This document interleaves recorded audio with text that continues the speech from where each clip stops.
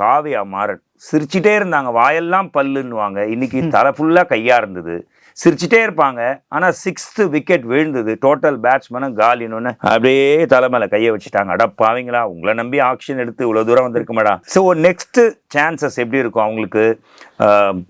Eliminator 2 அவங்களுக்கு எந்த மாதிரி இதுவாக இருக்கும்? எலிமினேட்டர் 1 இப்போ நீங்க பேட் கமின்ஸ் வந்து ஐசிசி ட்ரோஃபிஸ் ஜெயிச்சிருக்காரு. ஸோ அவருக்கு தெரியும் என்ன ஒரு வின்னிங் மொமெண்டம் எடுக்கணும்னு வந்து அவருக்கே தெரியும். அண்ட் இன்னைக்கு இன்னொரு ஒரு நோட்டபிளான விஷயம் என்னன்னா வந்து அந்த திரிபாதி அவுட் ஆனார்ல, அது வந்து ஆல்மோஸ்ட் ரச்சனுக்கு சிமிலரா இருந்தது. சிஎஸ்கே வச்சு அந்த ஒரு பேட் மெமரிஸ் திரும்பி கொண்டு வந்த மாதிரியே இருந்தது.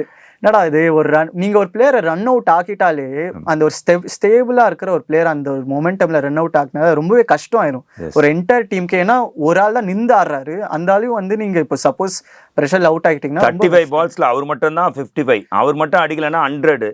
நல்லா ஆடினவரையும் அவுட் ஆகிட்டாங்க.